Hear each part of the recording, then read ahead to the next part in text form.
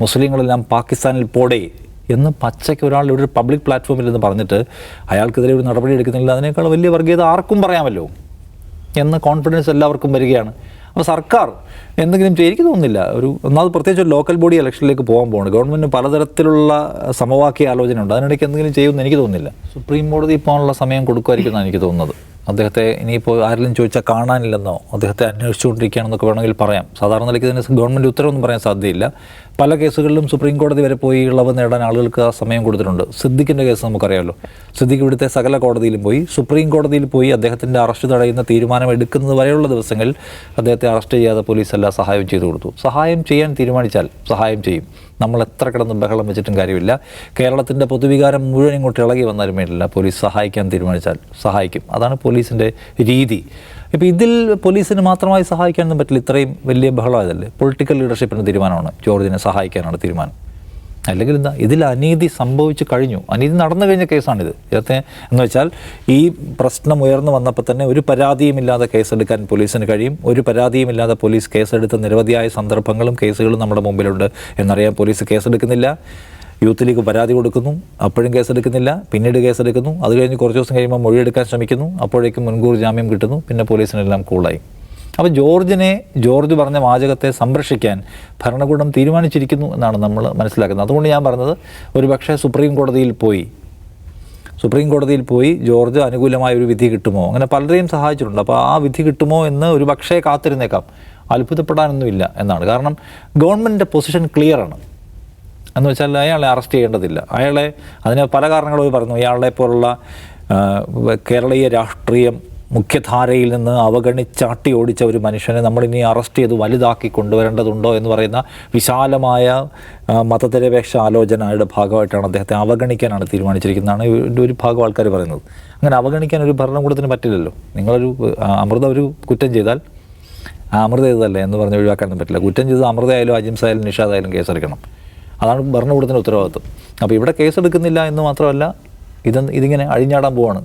ഇതിൻ്റെ ഒരു കാര്യം എന്താണ്, ഈ ഗവൺമെൻറ്റിൻ്റെ പൊതുവായ സമീപനത്തിൻ്റെ പ്രശ്നമാണ് അമൃത. ഇത് എന്ന് വെച്ചാൽ ചില തരം ഹെയ്റ്റുകൾ നടക്കട്ടെ, ചില പ്രത്യേക കോർണറിലുള്ള മനുഷ്യന്മാരത് പറയട്ടെ, നമ്മൾ അവർക്കെതിരെ കേസെടുത്ത് അവരുടെ വർഗീയതയ്ക്കെതിരെ നമ്മളൊരു കർശനമായ സമീപനം സ്വീകരിച്ചു തുടങ്ങിയിരിക്കുന്ന ഒരു സന്ദേശം കൊടുത്താൽ ചിലപ്പോൾ അവർ പിണങ്ങിയാലോ എന്ന് ഈ ഗവൺമെൻറ് വിചാരിക്കുന്നുണ്ട്. ഇപ്പോൾ കഴിഞ്ഞ ദിവസം തിരുവനന്തപുരത്ത് ഒരു CPIM-ൻ്റെ കുടുംബശ്രീയുടെ പരിപാടിയുമായി ബന്ധപ്പെട്ട് കേരളത്തിലെ ഒരു കുപ്രസിദ്ധ യൂട്യൂബ് അക്കൗണ്ടിൽ വന്നിരിക്കുന്ന ഒരു വാർത്തയുടെ തലക്കെട്ട് കാണുക. അതിൽ പറയുന്നത് ആചാരപരമായ പ്രത്യേകതയുള്ള മണ്ഡപത്തിൽ CPMമാർ ബീഫ് വെച്ച് വിളമ്പി, പൊട്ടിക്കരഞ്ഞു ഭക്തർ. മനുഷ്യരെ തെറ്റിക്കണം.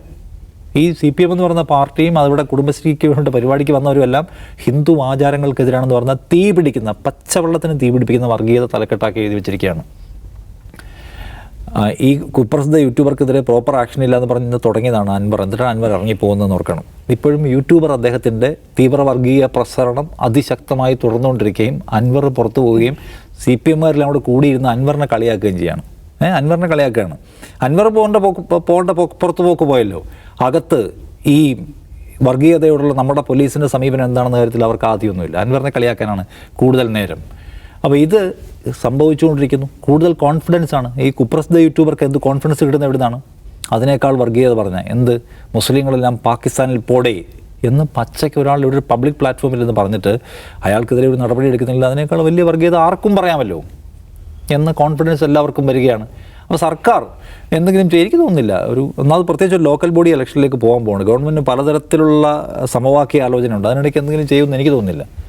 അപ്പോൾ ഒരു കാര്യമുള്ളത്, എനിക്ക് ഇത് കുറേ തവണ പറഞ്ഞുകൊണ്ട് ഞാൻ വീണ്ടും പറയുന്നില്ല, നമ്മളിപ്പോൾ വ്യവസായ വളർച്ചയിൽ വലിയ മുന്നിലാണ്. നമ്മൾ ഈസ് ഓഫ് ഡൂയിങ്ങിൽ വളരെ മുന്നിലാണ്. നമ്മുടെ സംസ്ഥാനം വലിയ ഉത്തരോത്തരം വികസിച്ചുകൊണ്ടിരിക്കുകയാണ് എന്നൊക്കെ സർക്കാർ അവകാശപ്പെടുന്നുണ്ട്. അതിന്മേലുള്ള ഡിബേറ്റ് നടക്കുകയാണ്. ഇനിയിപ്പോൾ ഈ സർക്കാർ ഏതൊക്കെ വ്യവസായ മേഖലകളിലും വളർച്ചാ വികസന മേഖലകളിലും ക്ഷേമ പരിപാടികളുടെ മേഖലയിലൊക്കെ വലിയ മുന്നേറ്റം ഉണ്ടാക്കിയെങ്കിലും അങ്ങനെ ഉണ്ടാക്കിയിട്ടുള്ള എല്ലാ അച്ചീവ്മെൻറ്റ്സിൻ്റെയും പ്ലസ് മാർക്സ് നമ്മൾക്ക് റദ്ദ് ചെയ്യാൻ കളയാൻ പറ്റും. ഒറ്റ കാരണത്താൽ ഈ വർഗീയതയോട്, ഈ ഹിന്ദുത്വ വർഗീയതയോട് കാണിക്കുന്ന സർക്കാരിൻ്റെ അനുഭാവ സമീപനത്തെ മാത്രം എടുത്തിട്ട് ബാക്കി ഏതൊക്കെ മേഖലയിൽ സർക്കാർ എന്തൊക്കെ അച്ചീവ്മെൻ്റ് ഉണ്ടാക്കി അതിൻ്റെ മുഴുവൻ മാർക്ക് റദ്ദ് ചെയ്യണം എന്നുള്ള അഭിപ്രായക്കാരനാണ്. കാരണം എന്താണ്, ഏത് വ്യവസായ മേഖലയിലെ വളർച്ചയും ഏത് മേഖലയിൽ ഉണ്ടാക്കുന്ന മുന്നേറ്റവും അനുഭവിക്കാനുള്ള യോഗം വേണമെങ്കിൽ അതൊരു ഹാർമോണിയസ് ആയിട്ടുള്ള അന്തരീക്ഷത്തിലേ പറ്റുള്ളൂ. ഈ നാടിനെ മുടിക്കാൻ ഇട്ട് കൊടുത്തിരിക്കുകയാണ്. മനുഷ്യന്മാർ വർഗീയതയുടെ പേരിൽ തമ്മിൽ തല്ലി ചാവാൻ ഇട്ട് കൊടുത്തിട്ട്, വർഗീയതയുടെ ഏറ്റവും വൃത്തികെട്ട പ്രസരണത്തിന് വഴിയൊരുക്കി കൊടുത്തിട്ട് വ്യവസായ മേഖലയിൽ ഞങ്ങൾ വളർച്ച ഉണ്ടാക്കുകയാണ്. ആർക്ക് അനുഭവിക്കാനാണിത്? ഈ വ്യവസായ മേഖലയിൽ ഉണ്ടാക്കുന്ന വളർച്ചയുണ്ടല്ലോ, വരുന്ന കമ്പനികൾ ഉണ്ടാക്കുന്ന ഇൻവെസ്റ്റ്മെൻറ്റ് ആർക്ക് അനുഭവിക്കാനാണ്? ഈ തലമുറയ്ക്കും വരുന്ന തലമുറയ്ക്കും അനുഭവിക്കണം. സമാധാനവും സ്വസ്ഥതയും ഇല്ലാത്ത, മതസൗഹാർദ്ദം ഇല്ലാത്ത ഒരു സ്ഥലത്ത് ഇതൊക്കെ ആരനുഭവിക്കും? മനുഷ്യർ തമ്മിൽ തല്ലി ചാവാനുള്ള വിഷം ഇങ്ങനെ കലരുന്നത് കണ്ടിട്ട് മിണ്ടാതിരിക്കുന്ന ഒരു ഭരണകൂടം പിന്നെ എന്ത് അച്ചീവ് ചെയ്തിട്ടാണ്? ആർക്ക് വേണം? ഇന്ന് ഇന്ത്യ നേരിടുന്ന ഏറ്റവും വലിയ ക്രൈസിസ് എന്നാണ് ലോകത്തെ മുഴുവൻ മനുഷ്യരും പറയുന്നു. ഇന്ത്യ മഹാരാജ്യം ഇന്ന് അനുഭവിക്കുന്ന ഏറ്റവും വലിയ ക്രൈസിസ് പട്ടിണി പോലുമല്ല, മനുഷ്യന്മാർ തമ്മിൽ തല്ലുന്ന വിഭജന രാഷ്ട്രീയത്തിൻ്റെ കുത്തൊഴുക്കാണ്. അത് തടയാൻ ഒരു പ്രയോറിറ്റി ഒന്നാമതില്ലാത്ത ഭരണകൂടം ഏത് ഈസ് ഓഫ് ഡൂയിങ്ങിനെ കുറിച്ച് പറയുന്നു? ആർക്കത് വേണ്ടത്? മനുഷ്യന്മാർക്ക് വേണ്ടത് സമാധാനമാണ്, സഹവർത്തമാണ്. അതാണ് ഈ രാജ്യത്തെക്കുറിച്ച് ഇതുണ്ടാക്കിയ മനുഷ്യർ സ്വപ്നം കണ്ടത്. അതിനോട് കോംപ്രമൈസ് എടുത്തിട്ട് ഏത് വർഗീയവാദിയെ അഴിഞ്ഞാഴട്ടെന്ന് തീരുമാനിച്ചിട്ട് വ്യവസായ വളർച്ച കൊണ്ടുവരുന്നു. നടക്കട്ടെ.